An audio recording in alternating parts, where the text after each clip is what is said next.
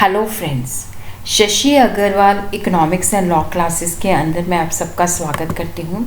और आज का जो हमारा टॉपिक है डैट इज़ क्वाइट सिग्निफिकेंट, जो सब्जेक्ट है that is the micro economics, business economics. और ये टॉपिक जो है नेट के स्टूडेंट के लिए भी रेलेवेंट है। और यहाँ पे आज हम अंडरस्टैंड करेंगे डिस्ट्रीब्यूशन का मतलब क्या होता है, और उसी तरह कुछ टर्म्स को अंडरस्टैंड करेंगे। और इसी के साथ ही हम एक इम्पॉर्टेंट टॉपिक जो है that is theory of marginal productivity, जो कि काफ़ी इम्पॉर्टेंट टॉपिक है, उसको भी हम अंडरस्टैंड करेंगे। और इसके जो रिटन नोट्स हैं वो भी आपको थोड़े दिनों के अंदर जो है मेरे ब्लॉग पे अवेलेबल हो जाएंगे। और उसी तरह इसका इंग्लिश के अंदर जो लेक्चर है that will be also available at my second channel that is the Shashi Agrawal. और अगर आपको मेरा ये एफर्ट सही लगता है तो इसको लाइक कीजिए, शेयर कीजिए, और मेरे दोनों channel Shashi Agrawal economics and law classes को सब्सक्राइब कीजिए। तो सबसे पहले हम देखते हैं कि डिस्ट्रीब्यूशन का मतलब क्या होता है। देखो, जब भी हम कोई कमोडिटी प्रोड्यूस करते हैं, डिस्ट्रीब्यूशन का हिंदी के अंदर होता है वितरण, ठीक है।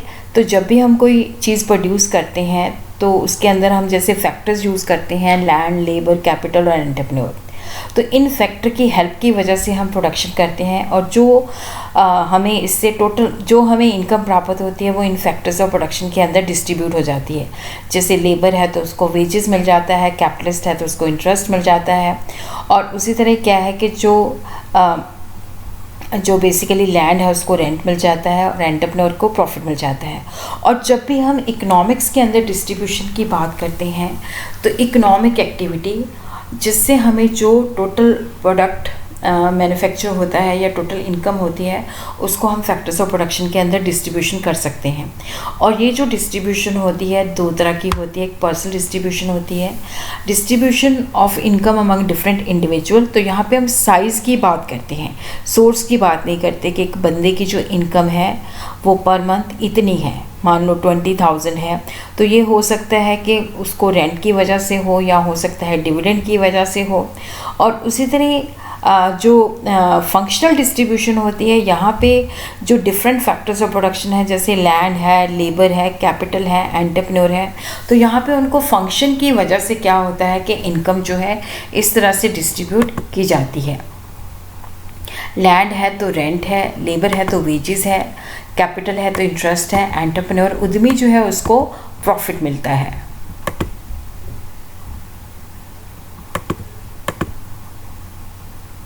Samuelson has defined distribution is concerned with the problem of how the different factors of production, land, labor, capital, entrepreneur are priced in the market। देखो, जब हम डिस्ट्रीब्यूशन थ्योरी स्टडी करते हैं कि जो डिफरेंट फैक्टर्स ऑफ प्रोडक्शन है, land है, labour है, कैपिटल है, एंटरप्रेन्योरशिप है, उसकी प्राइसिंग किस तरह से डिटरमिन होती है।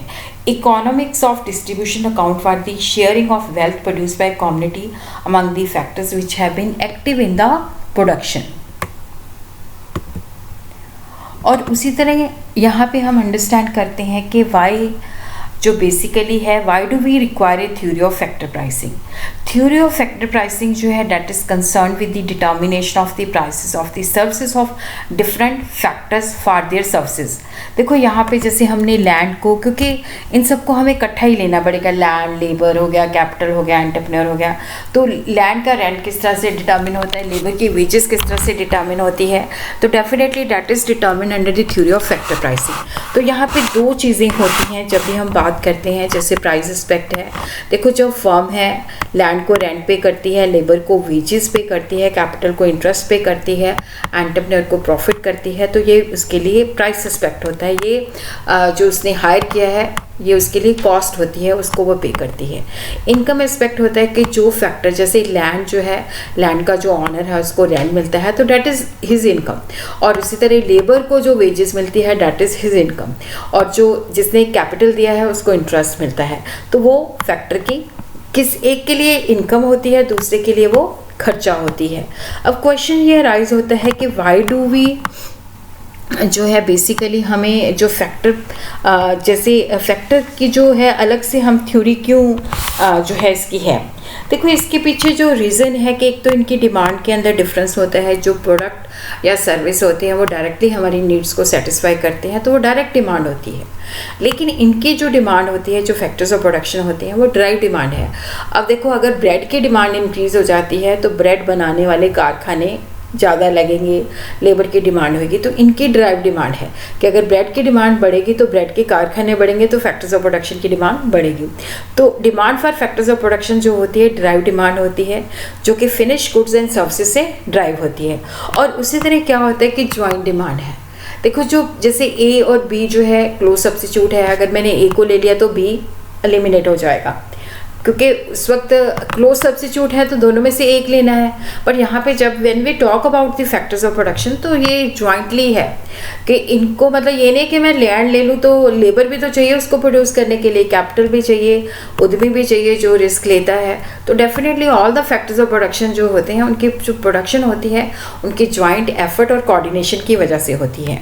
और उसी तरह क्या है कि सप्लाई, देखो ये जो रीज़न था कि हम सेपरेट थ्योरी क्यों होनी चाहिए, ये तो डिफरेंस इन डिमांड की वजह से कि ड्राइव डिमांड है, ज्वाइंट डिमांड है, then there is a difference in supply. देखो कोई भी जो चीज़ हम मैन्युफैक्चर करते हैं उसकी जो सप्लाई होती है कॉस्ट ऑफ प्रोडक्शन के साथ जुड़ी होती है और बड़ी आसानी के साथ हम कॉस्ट को कैलकुलेट कर सकते हैं। बट जो cost of production of factors होते हैं इनको हम कैलकुलेट नहीं कर सकते, क्योंकि लैंड जो है जैसे इसकी कोई कॉस्ट ऑफ प्रोडक्शन नहीं है, लेबर की कॉस्ट ऑफ प्रोडक्शन कैसे कैलकुलेट करेंगे। और उसी तरह जो कॉस्ट ऑफ कैपिटल है ये बहुत सारी चीज़ों के ऊपर डिपेंड करती है। तो जो मॉडर्न अर्थशास्त्री है वो कहते हैं कि हमें अपॉर्चुनिटी कॉस्ट के बेसिस पे जो है सप्लाई ऑफ फैक्टर्स की कॉस्ट को कैलकुलेट करना चाहिए। और उसी तरह हम देखते हैं कि relation between the price and supply, देखो यहाँ पे जो गुड्स एंड सर्विसेज होती हैं उनकी जो प्राइस और सप्लाई होती है पॉजिटिव होती है।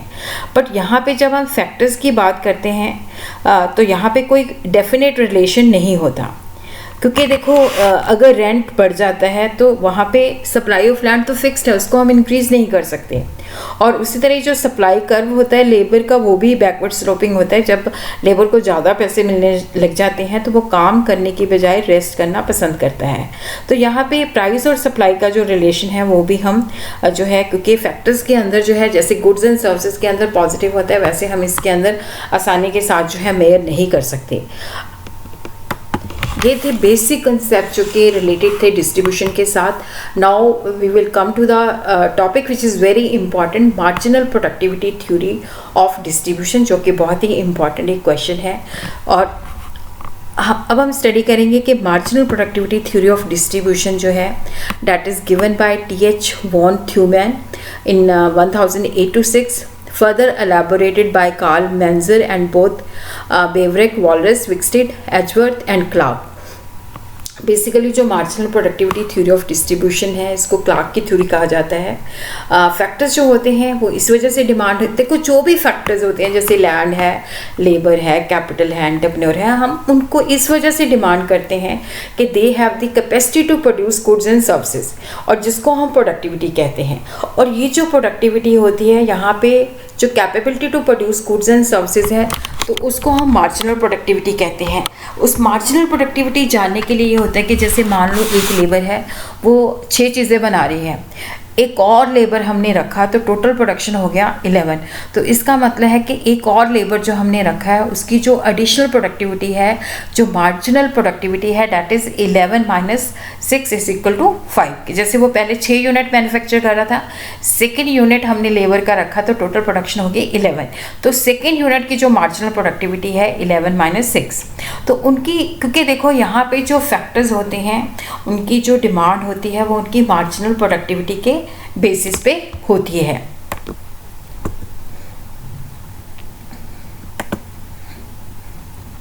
और उसी तरह अकॉर्डिंग टू दिस थ्योरी कि जो marginal productivity theory of distribution है, ये कहती है कि अगर परफेक्ट कंपटीशन है तो वहाँ पे हर एक फैक्टर को जो हम रेम्यूनरेशन जो उसकी रिवॉर्ड पे करते हैं that is equal to their marginal productivity.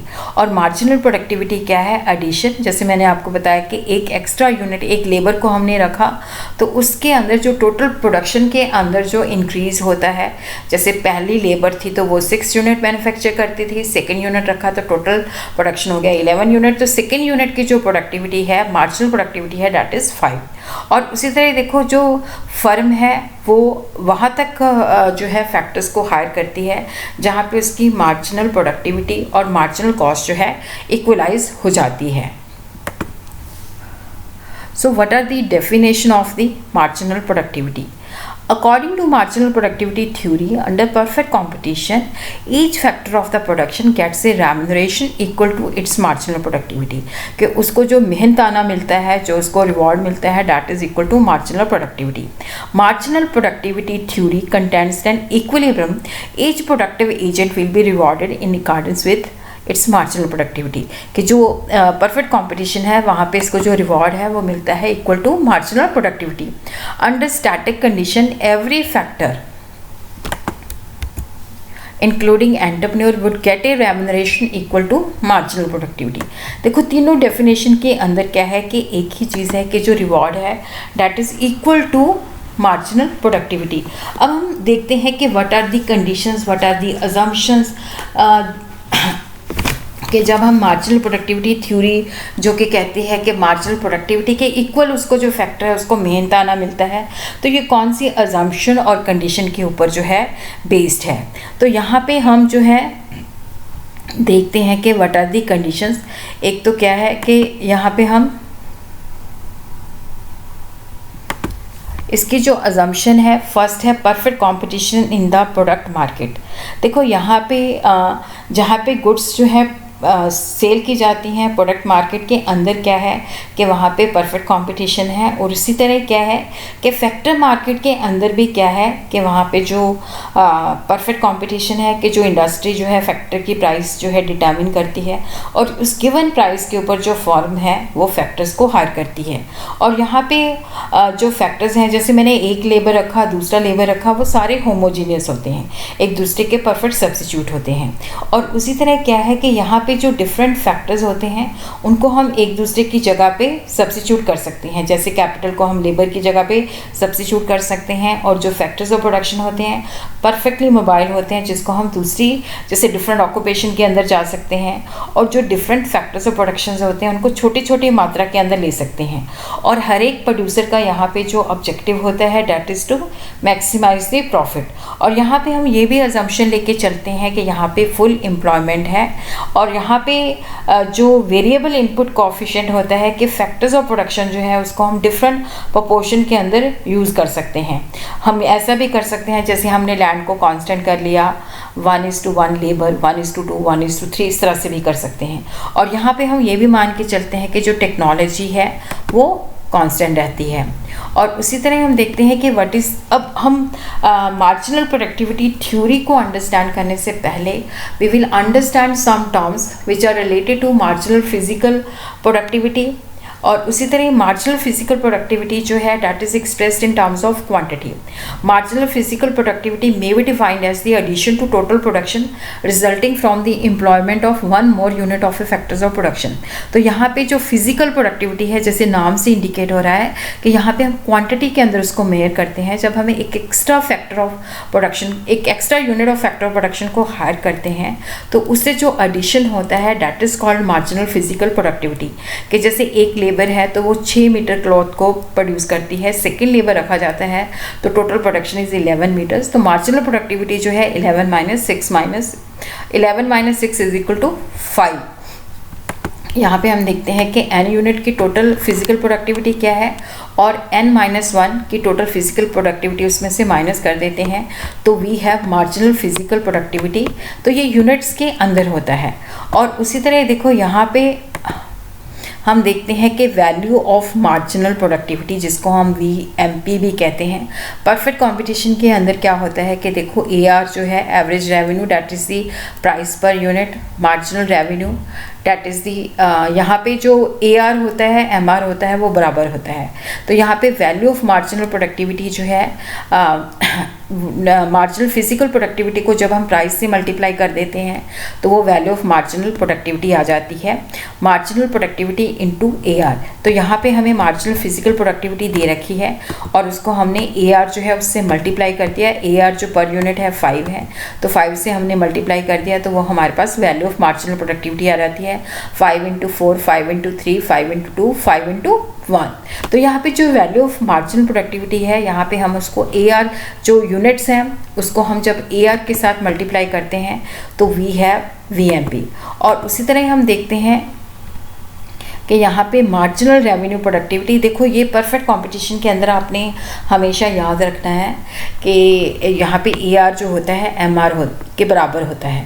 Addition to total revenue resulting from the employment of 1 more unit of factors of production, कि जो हमें एक और यूनिट सेल करते हैं तो जो एडिशनल रेवेन्यू के अंदर जो इंक्रीज़ होता है that is called marginal revenue. तो यहाँ पे हम मार्जिनल फिजिकल प्रोडक्टिविटी को किसके साथ मल्टीप्लाई करते हैं, MR के साथ मल्टीप्लाई करते हैं। ये हमारे यूनिट्स हैं, ये हमारा टोटल प्रोडक्ट दे रखा है, तो यहाँ पे हमने मार्जिनल फिजिकल प्रोडक्टिविटी निकाली। देखो वो भी मैं आपको बताती हूँ कि किस तरह से निकाली हमने। तो यहाँ पे देखो टोटल प्रोडक्ट जो है हमारा घटती हुई दर से जो है इंक्रीज़ हो रहा है, क्योंकि यहाँ पे law of diminishing marginal productivity apply होता है कि जैसे जैसे हम ज़्यादा यूनिट्स रखेंगे तो उनकी प्रोडक्टिविटी गोज़ ऑन डिक्लाइनिंग। तो यहाँ पे हम देखते हैं कि जैसे ये 9 - 5, 12 - 9, 3, 14 - 12 और 15 - 14। और यहाँ पे देखो जो AR है और MR है वो बराबर है। तो यहाँ पे जब हमने 5 × 4, 5 × 3, 5 × 2, 5 × 1, तो ये हमारे पास MRP आ जाती है जो कि VMP के बराबर है।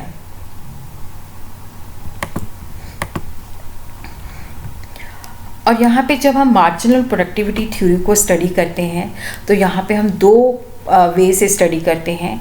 एक तो इंडस्ट्री के पॉइंट ऑफ व्यू से, एक हम फर्म के पॉइंट ऑफ व्यू से, क्योंकि यहाँ पे जो प्राइस है फैक्टर की that is determined by the industry. और फर्म के अंदर हम ये देखते हैं कि उस गिवन प्राइस के ऊपर जो है फर्म जो है कितना फैक्टर जो है उसको एम्प्लॉय करती है।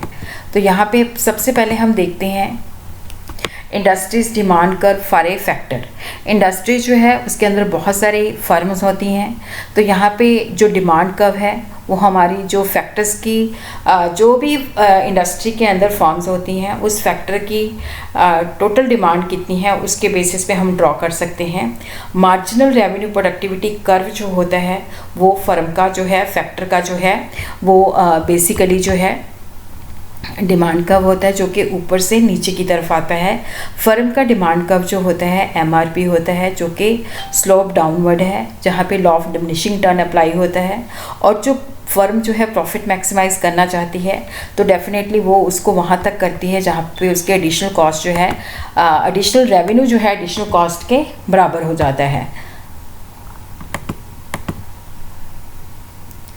और उसी तरह हम देखते हैं कि जो इंडस्ट्री का डिमांड कर्व होता है for given factors of production, given factor मतलब जैसे हमने लेबर का देखना है या किसी भी फैक्टर्स ऑफ प्रोडक्शन का हमने डिमांड कर्व देखना है, तो जितनी टोटल फॉर्म्स होती हैं उसकी डिमांड के बेसिस पे होता है। और ये it may be horizontal summation और it may not be horizontal summation, क्योंकि यहाँ पे क्या है कि जो डिमांड फॉर द फैक्टर होती है वो डिराइव डिमांड होती है, तो ये horizontal summation may not be horizontal summation. और उसी तरह क्या है कि देखो जब किसी फैक्टर की प्राइस जो है फॉल करती है तो ऑल द फर्म, जब जैसे लेबर है उसकी मान लो प्राइस कम हो जाती है तो firm will employ more unit of that factor, तो ज़्यादा लेबर को रखेगी, other things remaining the same. तो जिससे क्या होगा कि ज़्यादा आउटपुट हो जाएगा, ज़्यादा आउटपुट हो जाएगा तो डेफिनेटली क्या होएगा, ज़्यादा सप्लाई हो जाएगी मार्केट के अंदर और प्राइस रिड्यूस हो जाएगी।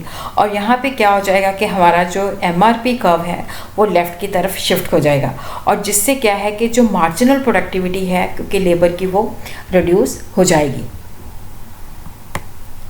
और यहाँ पे जो डायग्राम है इसको मैंने स्टेप बाय स्टेप जो है आपको एक्सप्लेन किया है, ताकि एंड के अंदर जब क्योंकि यहाँ पे ज़्यादातर स्टूडेंट्स को समझ में नहीं आता कि जो किस तरह से हमने इसको ड्रॉ करना है। तो यहाँ पे मैंने स्टेप्स के अंदर ड्रॉ किया है ताकि आपको समझ में आ जाए कि किस तरह से हमने इसको ड्रॉ करना है। देखो यहाँ पे जो है ये जो है बेसिकली जो है ये जो दो हमारे पास कर्व हैं और दोनों कर्व के अंदर क्या है कि देखो एक जो बेसिकली है वो इंडस्ट्री का है। Quantity of factor employed by A firm यहाँ पे लिखा गया है, इसको हमने इंडस्ट्री कर देना है।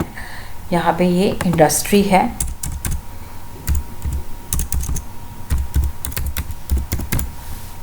और यहाँ पे जो है ये क्वांटिटी ऑफ फैक्टर जो है that is employed by firm है। तो यहाँ पे देखो क्या है कि जो प्राइस है that is determine by the industry और यहाँ पे देखो ये जो OW वेज रेट है that is determine by the industry. तो यहाँ पे ये फैक्टर का जो है डिमांड कर्व है जो कि ऊपर से नीचे की तरफ आ रहा है।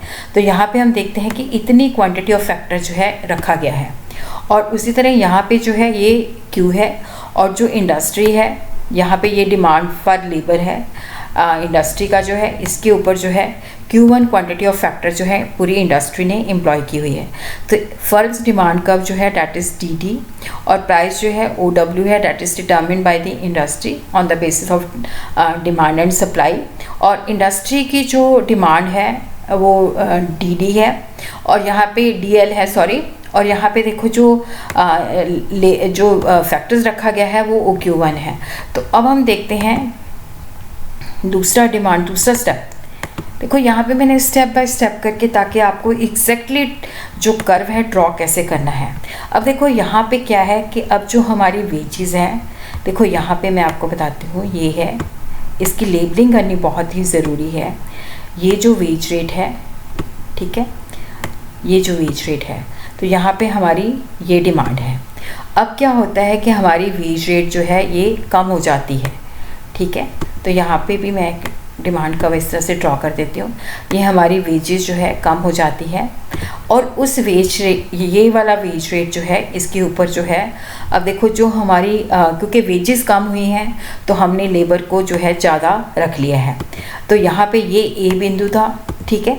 अब क्योंकि वेजेस कम हो गए तो हमने लेबर को ज़्यादा रख लिया है, तो हमारी क्वांटिटी ऑफ फैक्टर जो है डैट इज़ Q से Q1 हो जाती है। हमने ज़्यादा लेबर को जो है यहाँ पे रख लिया है। तो यहाँ पे हमारा जो वेज रेट है वो रिड्यूस हो जाता है OW टू OW1 और फर्म की जो डिमांड है फॉर द फैक्टर जो है वो राइज हो जाती है। अब जो हमारा तीसरा स्टेप है, अब देखो यहाँ पे क्या होता है, अब देखो यहाँ पे जो है हमारी बेसिकली क्या होता है कि देखो ये सिचुएशन जो B वाली है ये हमारी परमानेंट नहीं होती, क्योंकि यहाँ पे क्या होता है कि हर एक फर्म जो है अपनी प्रोडक्शन इंक्रीज़ कर देती है, जिसकी वजह से क्या होता है कि प्रोडक्ट की प्राइस कम हो जाती है और जिसकी वजह से क्या होता है कि जो डिमांड फॉर लेबर है वो रिड्यूस हो जाती है, वो अब इधर की तरफ शिफ्ट हो जाती है, ठीक है। तो ये इसके पैरेलल आ जाएगा। तो यहाँ पे देखो क्या है कि पहले हम, क्योंकि जब हमारी डिमांड रिड्यूस हो जाती है तो अब हम इतनी लेबर को यहाँ पे रख रहे हैं।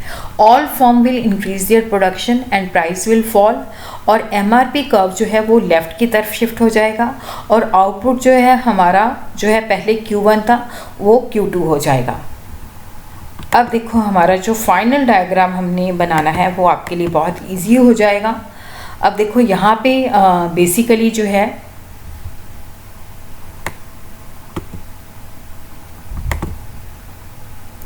अब देखो यहाँ पे क्या होता है कि जो इंडस्ट्री है वो भी क्या करती है कि OQ2 लोगों को हायर करती है।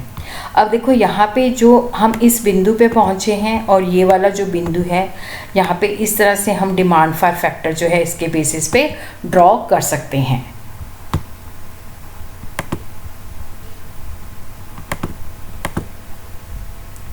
और price of factor will be determined where the industries demand curve for the factor intersect. अब हम देखते हैं कि जो फैक्टर की प्राइस है, ये तो हमने डिमांड ऑफ फैक्टर जो थी उसको हमने ड्राइव किया था। अब हम यहाँ पे देखते हैं कि जो इंडस्ट्री है वो किस तरह से जो फैक्टर की प्राइस है वो किस तरह से डिटर्मिन करती है। तो यहाँ पे हम देखते हैं कि जो इंडस्ट्री है क्योंकि यहाँ पे जो सप्लाई ऑफ फैक्टर है वो कांस्टेंट होती है, तो जो डिसीजन होता है that is on the basis of demand, कि जो डिमांड सप्लाई जहाँ पे ये बराबर होती है, इंटरसेक्ट करती है सप्लाई कर्व को, वहाँ पे जो है फैक्टर की प्राइस जो है डिटर्मिन करती है इंडस्ट्री। क्योंकि ये परफेक्ट कंपटीशन है तो यहाँ पे इंडस्ट्री प्राइस फिक्स करती है और उस गिवन प्राइस के ऊपर जो है फर्म जो है फैक्टर को हायर करती है। अब हम देखते हैं कि जो फर्म है under perfect competition cost of factor जो है, क्योंकि यहाँ पे फर्म के हाथ में तो कुछ नहीं होता है, इंडस्ट्री फिक्स करती है, फर्म ने डिसीजन लेना होता है कि कितना फैक्टर्स ने हायर करना है, तो वो फैक्टर जो है हायर करती है जहाँ पे उसकी वीएमपी, क्योंकि यहाँ पे जो उसकी जो है एमआरपी है, जो मार्जिन जो उसकी जो एडिशनल कॉस्ट जो है एडिशनल रेवेन्यू के बराबर हो जाती है, क्योंकि यहाँ पे परफेक्ट कंपटीशन है तो ईआर जो है एमआर के बराबर ही होता है। तो यहाँ पे एमएफसी जहाँ पे एमआरपी के बराबर हो जाती है तो वहाँ तक उतने नंबर ऑफ यूनिट जो है वो हायर करती है। तो यहाँ पे हम देखते हैं कि ये जो है यूनिट्स ऑफ फैक्टर्स हैं, ये उसकी मार्जिनल फिजिकल प्रोडक्टिविटी है, ये हमारे पास जो है प्राइस दे रखी है और यही एमआर है। तो यहाँ पे हम क्या करते हैं कि उसकी एमआरपी एंड वीएमपी कैलकुलेट कर लेते हैं। तो यहाँ पे हम देखते हैं कि देखो जो फैक्टर प्राइस है वो 88 है, तो क्योंकि हमने जो फैक्टर की हमें कॉस्ट पड़ी है डेट इज़ 8, तो यहाँ पे हमने 4 यूनिट, यहाँ पे जो हमारी जो हमारी एमआरपी है वो चौथे फैक्टर के ऊपर जाके फैक्टर प्राइस के इक्वल होती है, क्योंकि जब हम पहला यूनिट रखते हैं तो वहाँ पे जो है उससे जो हमें रेवेन्यू प्राप्त होता है वो 10 होता है, फैक्टर प्राइस 8 होती है। तो जब तक एमआरपी जो है हमारी फैक्टर प्राइस से ज़्यादा होती है तो हम ज़्यादा यूनिट्स को हायर करते जाते हैं, पर जहाँ पे वो हमारी फैक्टर प्राइस के इक्वल हो जाती है, क्योंकि जो हम लेबर को प्राइस पे कर रहे हैं डैट इज़ ₹8, तो वहाँ पे क्योंकि वहाँ पे जो हमें उससे रेवेन्यू मिल रहा है वो भी 8 है, तो हम 4th यूनिट पे स्टॉप कर देते हैं, क्योंकि अगर हमने 5th यूनिट को रख लिया तो उसकी कॉस्ट ज़्यादा है, रेवेन्यू कम है। इसी तरह हम इसको डायग्रामेटिकली जो है दिखा सकते हैं कि ये जो है वेज रेट है जो कि इंडस्ट्री के द्वारा फिक्स की गई है, और यहाँ पे हमने ये जो है डिमांड कर्व है, तो यहाँ पे हमने इतनी लेबर जो है रखनी है, जहाँ पे एमआरपी जो है हमारी उसके बराबर हो जाती है। और यहाँ पे हम ये कह सकते हैं कि जो प्रॉफिट मैक्सिमाइजिंग कंपीटिंग फर्म है वो वेरिएबल प्रोडक्टिव रिसोर्सेज के उतने ही यूनिट सप्लाई करेगी जहाँ पे उसकी जो एमआरपी है वो उसकी जो है कॉस्ट के बराबर हो जाती है। इसको हम इस तरह से भी कह सकते हैं कि marginal revenue productivity of labour या value of marginal productivity of labour is equal to, क्योंकि परफेक्ट कंपटीशन के अंदर वीएमपी और एमआरपी बराबर होते हैं, which is equal to the price of labour. और जब हम इसको दोनों से डिवाइड कर देते हैं, ratio marginal revenue productivity labour और प्राइस ऑफ द लेबर का रेशियो जो है डिवाइड कर देते हैं, which is equal to 1, MRP of labour divided by the price of labour which is equal to MRP of the capital price of the labour. तो इस तरह से हम इसको जो है डिपिक्ट कर सकते हैं। अब ये जो थ्योरी है that is also criticised by Keynes, Wieser, Hobson, Fraser. वो कहते हैं कि यहाँ पे बहुत सारी जो अजम्पशन है वो अनरियलिस्टिक है कि परफेक्ट कंपटीशन है, परफेक्ट मोबिलिटी है, फुल एम्प्लॉयमेंट है, जबकि रियलिटी के अंदर इम्परफेक्ट कंपटीशन होता है। और यहाँ पे ये भी अजम्पशन के फैक्टर जो होते हैं होमोजीनियस होते हैं, जबकि ये हेट्रोजीनियस होते हैं, अलग अलग होते हैं। और ये भी अजम्पशन गलत है कि जो फैक्टर्स हैं उनको हम छोटी छोटी मात्रा में ले सकते हैं इंडिविजुअल। अब लेबर को जो है हम किस तरह से डिवाइड करेंगे, और उसी तरह मार्जिनल प्रोडक्टिविटी को मेजर करना जो है बहुत ही डिफ़िकल्ट है। तो ये जो है, और उसी तरह हम देखते हैं कि जो ये जो थ्योरी है ये वन साइडेड है, ये सिर्फ डिमांड को लेती है, सप्लाई को कंसिडर नहीं करती।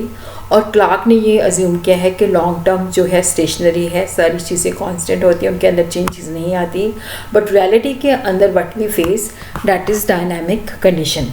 तो क्लार्क कहते हैं कि जो मार्जिनल प्रोडक्टिविटी है that is the cost, factor pricing जो है that is the effect, but factor price जो होती है वो भी मार्जिनल प्रोडक्टिविटी को इन्फ्लुएंस करती है। जब हमें ज़्यादा फैक्टर प्राइस मिलती है तो उससे हमारी एफिशिएंसी लेवल जो है इन्हांस हो जाती है।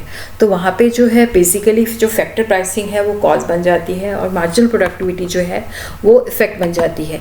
तो हम इस तरह से कंक्लूड कर सकते हैं कि ये जो थ्योरी है ये पॉजिटिव है, नॉर्मेटिव नहीं है। ये सिर्फ हमें एक्सप्लेन करती है कि किस तरह से हम फैक्टर प्राइसेस को डिटर्मिन करते हैं। हाउ फैक्टर प्राइसेस डिटर्मिन, ये नहीं बताते कि किस तरह से वो डिटर्मिन होनी चाहिए।